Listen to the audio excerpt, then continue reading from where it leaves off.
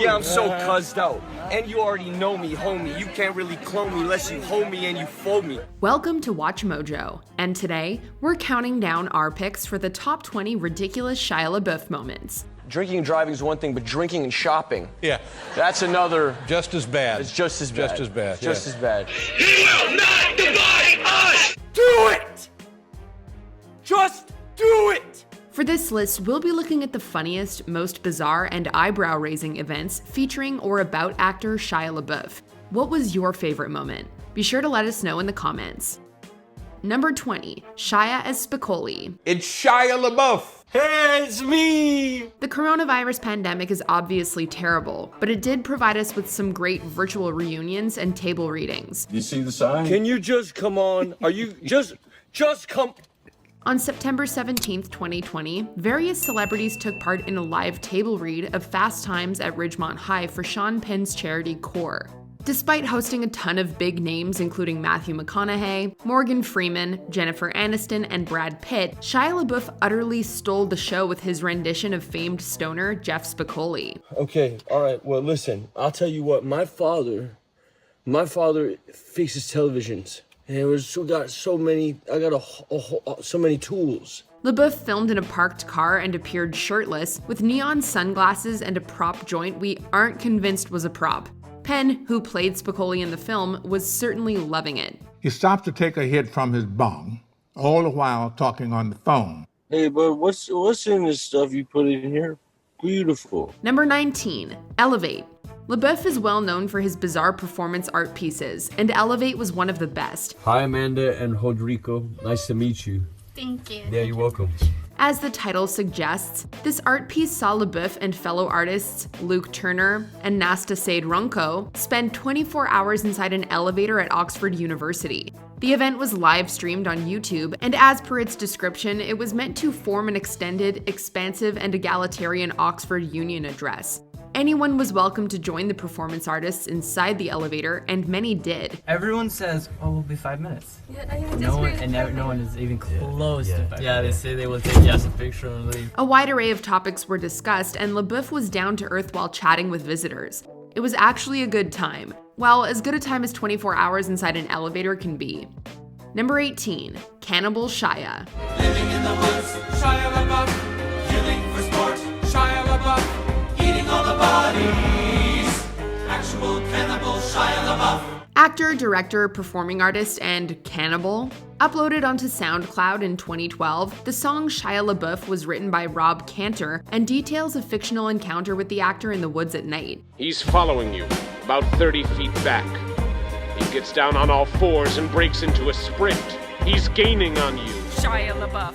The style of the song is reminiscent of early radio drama recordings, and its popularity inspired the meme Actual Cannibal Shia LaBeouf. 2 years later, a music video with an extended version of the song was released, and all we can say is, it's a feast for the eyes. You're chopping off his head now. Not just decapitated Shia LaBeouf. The giant papercraft Shia heads are a delicious addition to the ensemble. Showing himself to be a good sport, Shia even has a cameo in the video.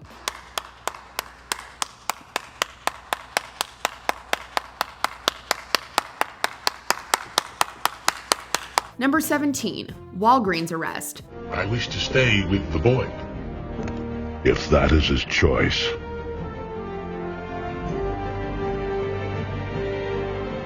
Yes. Following the success of the first Transformers movie, the newly 21 LaBeouf was charged with misdemeanor for criminal trespassing. His mugshots were featured in a number of tabloids and newspapers. The most ridiculous part, though, was the story behind the arrest. Craving cigarettes, the actor made several trips to the drugstore, each time in a different outfit, but kept forgetting to purchase them due to his drunken state. Again, as I'm walking out, I'm like, I forgot the cigarettes. So I go back upstairs, I wait for a little while, I'm like, well, I gotta go back down. I gotta get these cigarettes. The Walgreens security guard was clearly aware of his intoxication. And he's looking at me, he's kind of giggling to himself, and now I'm starting to feel like, what? It's really not that funny, guy, you know? After refusing to leave the third time, LaBeouf was detained until police arrived. Drinking and driving is one thing, but drinking and shopping, yeah, that's another. Just as bad. It's just as bad. Just as bad. Just as bad. Number 16, maiming himself for fury. LaBeouf is certainly devoted to his craft. So much so that he was willing to maim himself for fury. Fire! On the wall! In the World War II movie, LaBeouf plays a tank gunner named Bible Swan. During an interview with British GQ, actor Logan Lerman revealed that LaBeouf would cut his own face with a knife to make his character's war wounds look more realistic. You love your Lord. Thank you for this meal. It was wonderful company. Amen. Amen. We wonder how the makeup team felt about that. He also had a dentist remove one of his bottom teeth for the role, a fact he proudly shared on Twitter. At least the movie was successful. Fury received solid reviews and grossed over $210 million at the worldwide box office. Stop! What are you doing? Number 15, Biker's Stare Down. Driving around Burbank, California must be fun. You never know who you're gonna see in the car next to you. In 2013, a short clip went viral showing LaBeouf intently staring down a biker at a red light. LaBeouf's Silverado slowly rides up next to the bike, and when the biker finally looks over, he sees LaBeouf staring directly at him. How you doing? Good, how are you? Good. I got earplugs in, but I have a good one. The two exchange brief pleasantries before the light turns green. In a later video, it was revealed that the biker had been driving between two lanes of stopped traffic, a move that LaBeouf seemingly didn't like too much. Either that or he just enjoys staring at people. Number 14, Broadway arrest. Witnesses saying the star was yelling, even slapping audience members.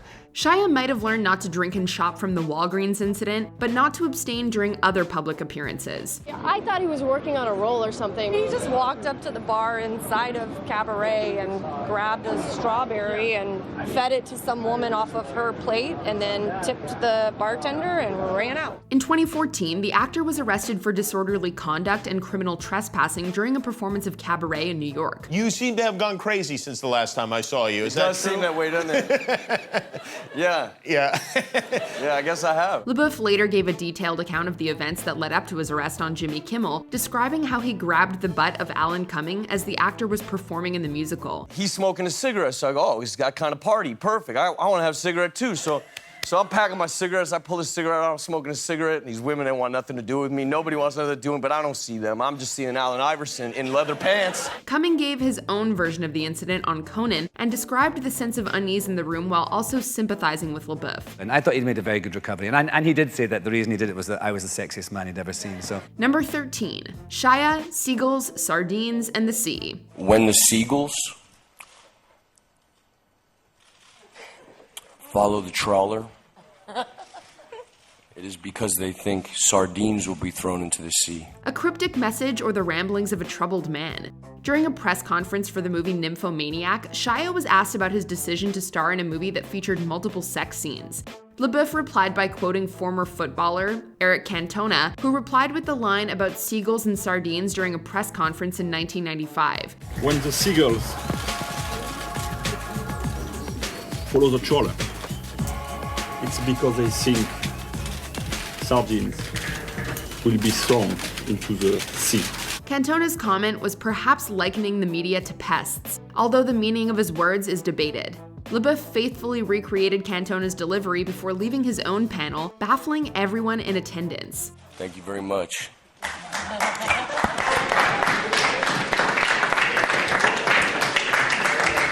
Number 12, MetaMarathon. On Monday, September 8, 2014, LaBeouf tweeted a link to his Nike Plus running route, which was in the shape of a hashtag. People immediately assumed that this was some type of stunt, and their theory proved correct the next day when his route took the shape of an M. By September 20th, the route spelled out hashtag MetaMarathon. This was in relation to another performance art piece, which saw LaBeouf running around Amsterdam's Stedelijk Museum in Dayglow spandex. The piece was run in conjunction with a conference taking place inside the museum, which reflected on how 80s kids would perceive the world if they'd had social media. I'll show you one word. Number 11, Skywriter apology. Most critics will give any movie 3.5 stars if it flatters their self-image. In 2013, Shia LaBeouf was caught plagiarizing another artist's work and subsequent apologies. We'll go into further detail later, but it all started when LaBeouf ripped off graphic novelist Daniel Clo's work, Justin M. Damiano.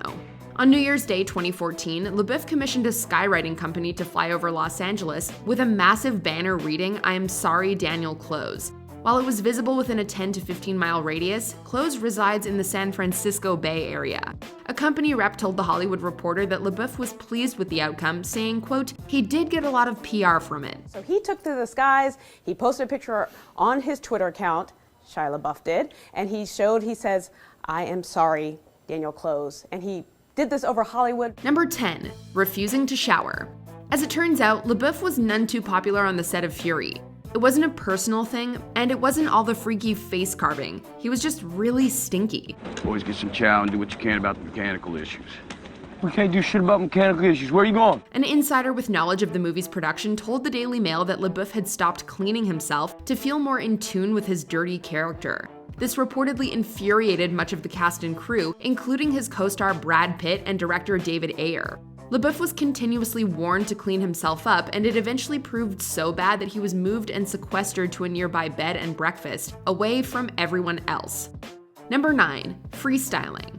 Just when we'd thought we'd seen it all, Shia surprises us with the unexpected. And you already know me, homie. You can't really clone me unless you hold me and you fold me. In June 2015, a video of LaBeouf doing a freestyle rap was leaked. While there were viewers who applauded his artistic expression, many others were quick to condemn the actor. Case in point, MC and music producer Pre the Honeydark accused LaBeouf of lifting lyrics from the Anomaly song Perfectionist. This isn't the first time that Shia has been accused of plagiarizing, and even though he never claimed the words to be his own, it's definitely bad form to be freestyling with another artist's words. Watch me, I got a sick flow. Yeah, I still get though. Shifting gears, spit flow. Number 8, I Am Sorry performance art installation.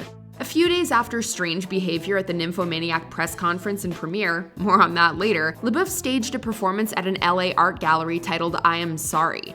The art exhibit ran for about 5 days, with people lining up for the opportunity to meet the actor in person. The performance had LaBeouf remaining silent and crying while sitting at a table, dressed in a tuxedo and wearing a paper bag over his head with the words "I'm not famous anymore" on it. Wow.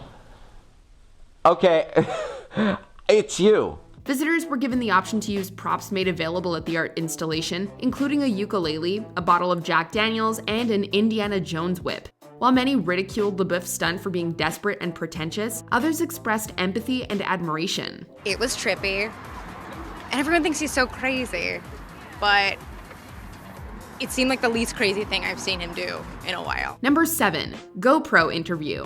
Considering all the hectic events in LaBeouf's life, it's clear that the actor is on a soul-searching mission. In 2014, he posted this hour-long video titled Interview, which features him and dazed music editor Amy Cliff sitting in silence, except for a few chuckles, and recording each other with GoPro cameras strapped to their heads.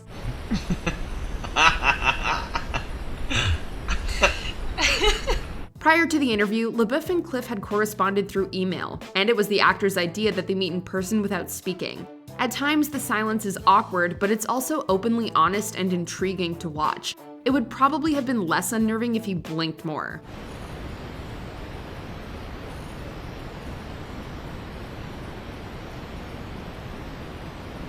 Number 6, live trippin'. To prepare for his upcoming role in Charlie Countryman, LaBeouf decided to experiment with LSD. He also decided to document his experience by live tweeting his thoughts and visions while on the drug. The tweets were eventually taken down, but they were recorded by fans for posterity. They included telling a Walgreens security guard that his head was on fire, wanting to juggle the lettuce in his apartment, and not understanding his feet. However, some experienced people doubt that LaBeouf was actually on acid at the time, as his ramblings seemed too stereotypical. Number 5, He Will Not Divide Us. This installation coincided with the inauguration of Donald Trump, and the goal was to have passersby look into a mounted camera and state, "He will not divide us."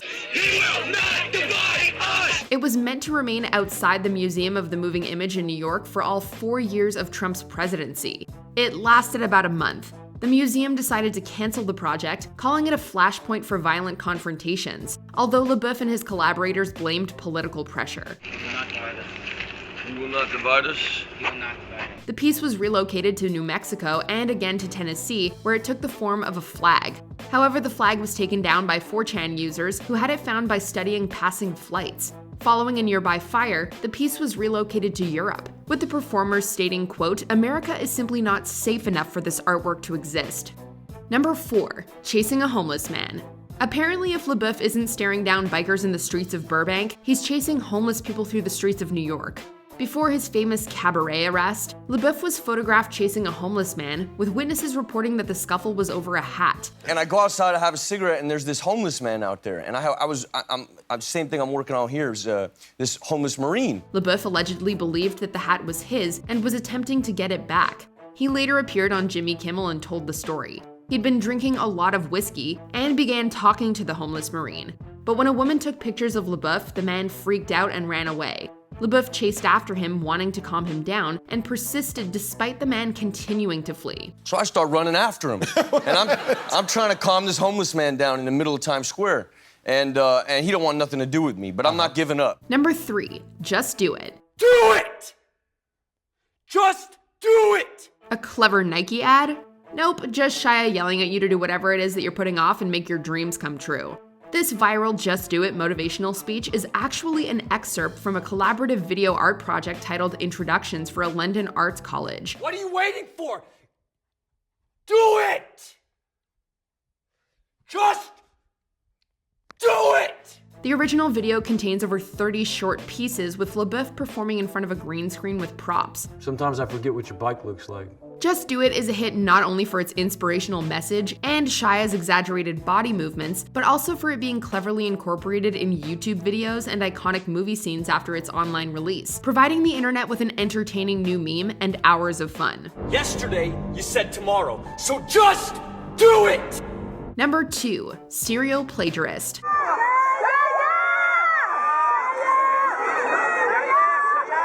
At the 2012 Cannes Film Festival, Shia LaBeouf premiered the short film howardcantor.com, which he directed to critical acclaim. But a year later, when it was released online, people noticed a striking similarity to another artist's work. As it turns out, the premise of the short film was derived from Daniel Clo's Justin M. Damiano. The majority of the script and visuals matched the 2007 comic, and while Shia later admitted to being inspired by Clo's, he failed to explain why he didn't give credit where credit is due. The actor apologized through his Twitter account, but some critics noted that the apology itself seemed to have been plagiarized from a Yahoo Answers post. Copying isn't particularly creative work. Being inspired by someone else's idea to produce something new and different is creative work. Before we continue, be sure to subscribe to our channel and ring the bell to get notified about our latest videos. You'll have the option to be notified for occasional videos or all of them. If you're on your phone, make sure you go into your settings and switch on notifications. Number 1, I am not famous anymore. In February 2014, Shia attended the Berlin premiere of Nymphomaniac, wearing a tuxedo and covering his head with a paper bag that had the words "I'm not famous anymore" written in bold. Just a month prior to all of this, and in light of the series of rocky events that saw him labeled as troubled and crazy, LaBeouf had announced his retirement from public life. The display on the red carpet happened an hour after he had stormed out of the press conference for the movie. To the public and critics, it seemed clear that Shia was making yet another statement, and surprise, surprise, the paper bag incident would appear in his I Am Sorry performance art installation 2 days later. Well played, Shia. Well played. I thought for sure people were gonna come in and be super mean, because it's what I had been reading, but it wasn't that way at all. It was very human. Once they got in there, everything changed. You know, they stopped looking at me as like an object. They started looking at me as like a human.